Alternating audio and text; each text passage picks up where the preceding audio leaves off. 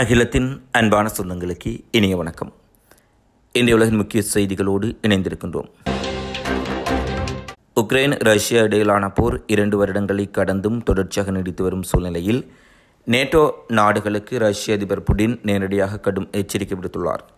உக்ரைனுக்கு அமெரிக்கா, ஐரோப்பிய நாடுகள் நிதியுதவி, ஆயுத உதவிகள், இராணுவ பயிற்சி போன்றவை அளித்து வருவதால் ரஷ்யாவுக்கு கடும் சவாலை உக்ரைன் ஏற்படுத்தியுள்ளது. 2 ஆண்டுகளை கடந்தும் உக்ரைன் ரஷ்யா இடையிலான போர் தொடர்ந்து நீடித்து வருகின்றது. உக்ரைன் பிரச்சினையை பேச்சுவார்த்தை மூலம் தீர்க்க தயாராக இருப்பதாக விளாடிமிர் புடின் அண்மையில் அறிவித்தார். இந்த நிலையில் உக்ரைனுக்கு உதவிகள் அளிக்கக்கூடாது என்று மேற்கத்திய நாடுகளுக்கு புடின் எச்சரிக்கை விடுத்துள்ளார். மேலும் புடின் தெரிவிக்கையில், ரஷ்ய பிராந்தியங்கள் மீது ஆளில்லா ஏவுகணைகள் உள்ளிட்டவற்றை பயன்படுத்தி உக்ரைன் தாக்குதல் நடத்தி வருகின்றது. மேற்கத்திய நாடுகளின் ஆயுதங்களை வைத்து தாக்குதல் நடத்தும் திறன் உக்ரைன் இராணுவத்திற்கு கிடையாது. இந்த ஏவுகணைகள் செயற்கைக்கோள் மூலமான உளவு தகவல்களை பெறாமல் பயன்படுத்த முடியாது. அந்த வசதிகள் உக்ரைனிடம் இல்லை. ஐரோப்பிய யூனியன், அமெரிக்கா அல்லது நேட்டோ செயற்கைக்கோள்களை மூலம் பெறப்பட்ட படங்களை தான் உக்ரைன் பயன்படுத்த வேண்டும். எனவே உக்ரைனின் தாக்குதலுக்கு பின்னால் ஐரோப்பிய நாடுகளும் நேட்டோவும் இருப்பதை கண்கூடாக காணக்கூடியதாக உள்ளது. இந்த ஏவுகணைகளுக்கு தேவையான சில அதிநவீன கருவிகள் நேட்டோ அமைப்பிடம்தான் உள்ளது. உக்ரைனிய வீரர்களால் பயன்படுத்த முடியாது. எனவே இந்த போரில் நேட்டோ படைகள் நேரடியாக ஈடுபடுகின்றதா அல்லது இல்லையா என்பதே முக்கியம். இந்த ஏவுகணைகளை உக்ரைன் பயன்படுத்த அனுமதித்தால் அது போரின் தன்மையை மாற்றும். அது நேட்டோ படைகள், அமெரிக்கா மற்றும் ஐரோப்பிய நாடுகள் ரஷ்யாவுடன் நேரடியாக மோதுவதற்கு சமன் என்று தெரிவித்திருப்பதுடன், ரஷ்யாவின் இறையாண்மையை பாதுகாக்க வேண்டிய தேவை ஏற்பட்டால் நேட்டோ நாடுகளை தாக்குவதற்கும் ரஷ்யா அஞ்சாதென ரஷ்ய அதிபர் புடின் மிக கடுமையான எச்சரிக்கையை விடுத்துள்ளார். உலகளாவிய ரீதியில் குரங்கம்மை நோய் தீவிரமடைந்துள்ள சூழ்நிலையில் தடுப்பூசியை வழங்குவதற்கு உலக சுகாதார அமைப்பு ஒப்புதல் அளித்துள்ளது. தடுப்பூசியை 2 டோஸ் என்ற அளவில் 18 வயது அல்லது அதற்கு மேற்பட்டவர்களுக்கு வழங்கலாம் என உலக சுகாதார அமைப்பு தெரிவித்துள்ளது. ஆப்பிரிக்க நாடுகளில் எம்பாக்ஸ் எனப்படும் குரங்கம்மை நோய் பரவி வருகின்றது. இதுவரைக்கும் 700க்கும் மேற்பட்டோர் இந்நோய்க்கு பலியாகியுள்ளார்கள். கடந்த வாரம் மட்டும் 107 பேர் இறந்துள்ளார்கள். நோய் தடுப்பு நடவடிக்கைகள் முடுக்கிவிடப்பட்டுள்ளன. இந்நிலையில் பெரியவர்களில் எம்பாக்ஸ் நோய்க்கு எதிரான தடுப்பூசியை பயன்படுத்துவதற்கான முதல் அங்கீகாரத்தை உலக சுகாதார அமைப்பு வழங்கியுள்ளது. இது ஆப்பிரிக்காவிலும் மற்ற நாடுகளிலும் எம்பாக்ஸ் நோய் தடுப்பு நடவடிக்கையில் முக்கிய படியாகும் என உலக சுகாதார அமைப்பு தெரிவித்துள்ளது. பவேரியன் நார்டிக் ஏஎஸ் நிறுவனம் தயாரித்துள்ள இந்த தடுப்பூசியை இப்போதைக்கு தடுப்பூசி கூட்டணியான கேவி மற்றும் யுனிசெஃப் போன்ற நன்கொடையாளர்கள் மட்டுமே வாங்க அனுமதிக்கப்பட்டுள்ளது. ஒரே ஒரு உற்பத்தியாளர் மட்டுமே இருப்பதால் தடுப்பூசியின் இருப்பு குறைவாக காணப்படுகின்றது. நன்கொடையாளர்கள் தடுப்பூசியை கொள்முதல் செய்து உடனடியாக தேவைப்படும் பகுதியில் விரைவாக விநியோகிக்க வேண்டும் என உலக சுகாதார அமைப்பின் இயக்குனர் டெட்ரோஸ் அதானம் கேட்டுக்கொண்டுள்ளார். உலக சுகாதார அமைப்பு அங்கீகாரம் அளித்துள்ளபடி இந்த தடுப்பூசியை 2 டோஸ் என்ற அளவில் 18 வயது அல்லது அதற்கு மேற்பட்டவர்களுக்கு வழங்கலாம் என்று ஒப்புதல் அளிக்கப்பட்டுள்ளது. தடுப்பூசியின் நன்மைகள் மற்றும் அதிக பாதுகாப்பு மற்றும் உயிரிழப்பு அதிகம் ஏற்படலாம் என கணிக்கப்பட்ட பகுதிகளில் குழந்தைகள் மற்றும் இளம் பருவத்தினருக்கு உடனடியாக தடுப்பூசி செலுத்தலாம் என தெரிவிக்கப்பட்டுள்ளது. எம்பாக்ஸ் நோயால் ஹாங்கானோடு கடுமையாக பாதிக்கப்பட்டுள்ளது. இங்கு பாதிக்கப்பட்டவர்களில் ஏறக்குறைய 70% பேர் 15 வயதுக்குட்பட்டவர்கள். இதேபோல் உயிரிழந்தவர்களில் 85% பேரும் 15 வயதுக்குட்பட்டவர்கள் என்பதும் குறிப்பிடத்தக்கது. அமெரிக்காவின் பல்வேறுபட்ட பகுதிகளில் நிலநடுக்கம் ஏற்பட்டுள்ளது. டிக்டர் அளவில் 4.7 இந்த நிலநடுக்கம் பதிவாகியுள்ளது. அமெரிக்காவின் லாஸ் ஏஞ்சல்ஸ் மாகாணத்தில் நேற்றைய தினம் நிலநடுக்கம் ஏற்பட்டது. அமெரிக்க நேரப்படி அதிகாலை ஏற்பட்ட நிலநடுக்கம் டிக்டர் அளவில் பதிவாகியுள்ளது. மலிபு நகரை மையமாக கொண்ட இந்த நிலநடுக்கத்தால் எவ்வித பாதிப்பும் ஏற்படவில்லை என்றாலும் மக்கள் பல பகுதிகளில் பதற்றமடைந்ததாக அமெரிக்க செய்திகள் தெரிவித்துள்ளது. கனடாவின் கிங்ஸ்டன் பகுதியில் பட்டப்பகலில் 2 கொடூரமாக படுகொலை செய்யப்பட்டார்கள். கனடாவின் ஒன்டாரியோ மாகாணத்தின் கிங்ஸ்டன் பகுதியில் பட்டப்பகலில் இடம்பெற்ற தாக்குதல் சம்பவத்தில் 2 படுகொலை செய்யப்பட்டுள்ளதுடன் மற்றொருவர் படுகாயமடைந்துள்ளார். காயமடைந்த நபர் ஆபத்தான நிலையில் வைத்தியசாலையில் அனுமதிக்கப்பட்டுள்ளார். இந்த சம்பவத்துடன் தொடர்புடைய சந்தேக நபரை கைது செய்துள்ளதாக கிங்ஸ்டன் போலீசார் தெரிவித்துள்ளார்கள். நபர் ஒருவர் ஆயுதங்களை கொண்டு தாக்குதல் நடத்தி வருவதாக போலீசாருக்கு கிடைத்த தகவலின் அடிப்படையில் சம்பவ இடத்துக்கு விரைந்துள்ளார்கள். இதன்போது 3 பேர் தாக்கப்பட்டிருந்ததாக போலீசார் தெரிவிக்கின்றனர்.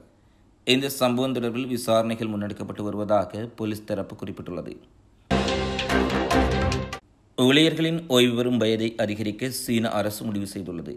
சீனாவின் மக்கள் தொகை குறைந்து வருவதையும் ஊழியர்களின் வயது அதிகரித்து வருவதையும் அடுத்து சீனாவின் இந்த முடிவு வந்துள்ளது. சீனா தற்போது உலகின் மிக இளைய ஊழியர் பொருளாதாரத்தை கொண்டுள்ளது.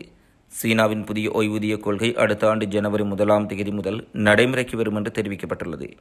இந்த கொள்கையின் கீழ் ஆண்களின் ஓய்வு பெறும் வயது 60 வயதிலிருந்து 63ஆக உயர்த்தப்பட்டுள்ளது. அலுவலக பணிகளில் ஈடுபடும் பெண்களின் ஓய்வு பெறும் வயது 55லிருந்து 58ஆக உயரும். அதே நேரத்தில் தொழிற்சாலைகள், கட்டுமானம் அல்லது சுரங்கங்களில் பணிபுரியும் பெண்களின் ஓய்வு பெறும் வயது 50 வயதிலிருந்து 55ஆக உயர்த்தப்பட்டுள்ளது. இந்த கொள்கை அடுத்த 15 ஆண்டுகளுக்கு சீனா முழுவதும் நடைமுறையில் இருக்கும் என்று தெரிவிக்கப்பட்டுள்ளது. சீனாவின் ஓய்வூதியம் பெறுவோர் எண்ணிக்கை 300 மில்லியனை தாண்டுகின்றது. சீனாவில் ஆயுட்கால எதிர்பார்ப்பு இப்பொழுது அமெரிக்காவை விட அதிகமாக உள்ளது. உலக வங்கியின் அறிக்கையின்படி சீனாவின் ஆயுட்காலம் 78 ஆண்டுகளாக உயர்ந்துள்ளது. 1949இல் கம்யூனிச புரட்சி நடந்து 36 ஆண்டுகள் கடந்துவிட்ட சூழ்நிலையில் அமெரிக்காவின் ஆயுட்காலம் 76 ஆண்டுகளாக இருக்கும் சூழ்நிலையில் சீனாவின் ஆயுட்காலம் அதைவிட 2 ஆண்டுகள் அதிகரித்துள்ளது. சீனா ஓய்வூதிய மேம்பாட்டு அறிக்கை ஓய்வு பெறும் வயது குறைந்தது 65ஆக இருக்க வேண்டும் என கூறுகின்றது. இது ஆண்களுக்கும் பெண்களுக்கும் ஒரே மாதிரியாக இருக்க வேண்டும். சர்வதேச நிறுவனம் வெளியிட்டுள்ள அறிக்கையின்படி சீனாவில் ஓய்வூதியம் பெறும் மக்கள் தொகை 300 மில்லியனை கடந்துள்ள நிலையில் அரசு அதிக ஓய்வூதியம் வழங்க வேண்டியுள்ளது. இந்த பணத்தை சம்பள வடிவில் மக்களுக்கு வழங்க வேண்டும். இதனால் பதிலுக்கு வேலையும் எடுத்துக்கொள்ளலாம் என்பது அரசாங்கத்தின் சிந்தனை. நாட்டில் சில வசதியான வேலைகள் உள்ளது. தாமதமாக ஓய்வு பெறுவது என்பது ஓய்வூதியம் பெறுவதில் தாமதமாகும். பெரும்பாலான மக்கள் தங்கள் முதுமையை சரியாக செலவிட முடியாது என்றும் குறிப்பிடப்பட்டுள்ளது. அமெரிக்காவின் மிகப்பெரிய விமான தயாரிப்பு நிறுவனமான போயிங் விமான தயாரிப்பு ஊழியர்கள் மிக பெரும் வேலைநிறுத்த போராட்டத்தில் ஈடுபட்டுள்ளமை அமெரிக்க விமானத்துறையில் பெரும் சிக்கலை ஏற்படுத்தியுள்ளது. போயிங் விமான தயாரிப்பு நிறுவனத்தில் பணியாற்றும் 33,000 ஊழியர்கள் வேலைநிறுத்த போராட்டத்தில் குதித்துள்ளார்கள். உலகின் முன்னணி விமான தயாரிப்பு நிறுவனமாக போயிங் உள்ளது.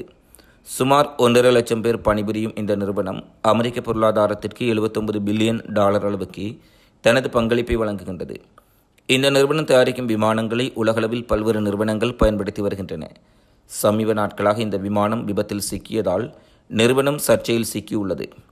இந்த நிலையில் பல ஆண்டுகளாக சம்பள உயர்வு வழங்கப்படாததால் நிறுவன தொழிலாளர்கள் அதிருப்தியில் உள்ளனர். அடுத்த 4 ஆண்டுக்கு 25% சம்பள உயர்வு வழங்க வேண்டும் என்பது அவர்களது கோரிக்கை. திறமை அடிப்படையில் போனஸ் என்பதை நீக்க வேண்டும். அவசர காலங்களில் காலவரையின்றி கூடுதல் நேரம் வேலை பார்க்க அனுமதிக்க வேண்டும் என்றும் கோரி வருகின்றனர். இதை நிர்வாகம் கண்டுகொள்ளாத நிலையில் தொழிலாளர்களுடன் உரசல் போக்கு நீடித்து வருகின்றது. அடுத்த தலைமுறை வணிக பயன்பாட்டிற்கான விமானத்தை தயாரிக்க திட்டமிட்டுள்ள இந்த நிறுவனம் அவற்றை தொழிற்சங்கம் இல்லாத ஆலைகளில் தயாரிக்கப் போவதாக அறிவித்துள்ளது. இதனடுத்து அடுத்த கட்ட நடவடிக்கை குறித்து விவாதித்த தொழிற்சங்கத்தினர் போராட்டம் நடத்துவது பற்றி குறிப்பிட்டுள்ளார்கள். தொழிலாளர்கள் மத்தியில் நடந்த ஓட்டெடுப்பில் 96% பேர் ஸ்ட்ரைக்கில் ஈடுபடுவதற்கு ஆதரவு தெரிவித்துள்ளார்கள். இதனடுத்து அந்த நிறுவனத்தில் பணியாற்றும் 33,000 பேர் பகிஷ்கரிப்பில் ஈடுபட்டுள்ளார்கள். 2008ஆம் ஆண்டுக்கு பிறகு போயிங் நிறுவன ஊழியர்கள் மிக பெரும் வேலைநிறுத்த போராட்டத்தில் ஈடுபடுவது இது முதல் முறையாகும். ஊழியர்களின் ஸ்ட்ரைக் காரணமாக ஆர்டர் செய்துள்ள நிறுவனங்களுக்கு விமானங்களை விநியோகம் செய்வதில் தாமதம் ஏற்பட்டுள்ளதாக போயிங் நிறுவனம் தெரிவித்துள்ளது. லெபனானிலிருந்து கிஸ்புல்லாக்கள் வடக்கு இஸ்ரேலில் இருக்கக்கூடிய பிர்கட் ரீஷா தளத்தின் மீது மிகப்பெரிய ஏவுகணை ட்ரோன் ஆளில்லா விமான தாக்குதலை நடத்தியுள்ளார்கள்.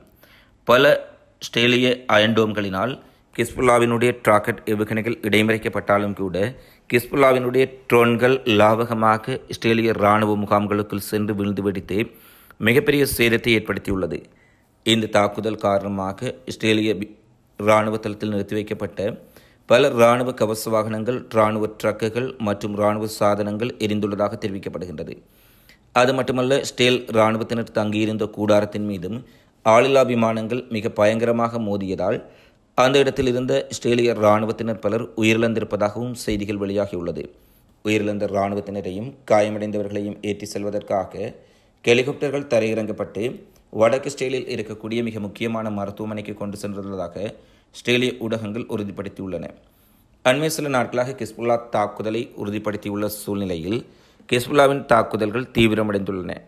ஏற்கனவே வடக்கு இஸ்ரேல் முழுவதும் கிஸ்புல்லாவின் தாக்குதலால் அச்சமடைந்துள்ள சூழ்நிலையில் தற்போது கிஸ்புல்லாக்கள் ஆளில்லா விமானங்களை அதிகளவில் பயன்படுத்த ஆரம்பித்திருப்பது இஸ்ரேலியர்கள் மத்தியில் பெரும் பதற்றத்தை ஏற்படுத்தியுள்ளது. நேற்று முன்தினம் ராம்லாவில் நடந்த கார் குண்டுவெடிப்பு தாக்குதலில் 4 இஸ்ரேலியர்கள் கொல்லப்பட்ட பின்னர் இஸ்ரேல் முழுவதும் இதுபோன்ற தற்கொலை தாக்குதல்கள் நடத்தப்படும் எனவும் மேற்கு கரையில் இஸ்லாமிய மக்களுக்கு எதிராக பாலஸ்தீனர்களுக்கு எதிராக மிக பெரும் வன்முறை வெறியாட்டத்தை இஸ்ரேல் இராணுவம் நடத்த ஆரம்பித்திருக்கும் சூழ்நிலையில் இதை கண்டித்து மிகப்பெரிய அளவிலான தாக்குதலை ஜெருசலேம், டெல் அவீவ் மற்றும் இஸ்ரேலிய நகரங்களுக்குள் தாம் நடத்தும் சூழ்நிலை ஏற்பட்டிருப்பதாக அல்-கஸ்ஸாம் படைப்பிரிவு தெரிவித்துள்ளது. ஏற்கனவே மேற்கு கரை, துல்கரேம், ரம்லா போன்ற பகுதிகளில் குண்டுவெடிப்புகள் மற்றும் குண்டுவெடிப்புக்கான முயற்சிகள் நடைபெற்றுள்ள சூழ்நிலையில் ஹமாஸ் அமைப்பினர் இஸ்ரேல் முழுவதும் உள்ள நகரங்கள் மீது தற்கொலைப்படை தாக்குதல்கள் நடத்தப்படும் என்ற அறிவிப்பை அல்-கஸ்ஸாமின் முக்கியஸ்தர்கள் வெளியிட்டிருப்பது இஸ்ரேலுக்கு மிக பெரும் அதிர்ச்சியை கொடுத்திருக்கின்றது. ஏற்கனவே இஸ்ரேலினுடைய டெல் அவீவ், மேற்கு ஜெருசலேம் போன்ற பகுதிகள் மிகப்பெரிய அளவில் பலப்படுத்தப்பட்டுள்ள சூழ்நிலையில் ஹமாஸினுடைய அறிவிப்பை அடுத்து இஸ்ரேலின் முக்கிய காவலரன்கள் மற்றும் முன்னரங்கு நிலைகள் பாரிய அளவில் பலப்படுத்தப்பட்டிருப்பதாக இஸ்ரேலிய ஆக்கிரமிப்பு இராணுவம் தெரிவித்துள்ளது. இவை இன்றைய நாளில் வெளியான பிரதான செய்திகளாக நிகழ்வுகளாக பதிவாக இருக்கின்றன. தொடர்ச்சியாக உலகெங்கு நடைபெறும் நிகழ்வுகளை உடனுக்குடன் தெரிந்து கொள்ள அகிலத்தோடு இணைந்திருங்கள். இந்த காணொலி பதிவு தொடர்பிலான உங்களது மதிப்பான கருத்துக்களை தவறாமல் கொமெண்ட்ஸில் பதிவிடுங்கள் என கேட்டுக்கொண்டு மீண்டும் ஒரு காணொலியில் சந்திப்போம். நன்றி, வணக்கம்.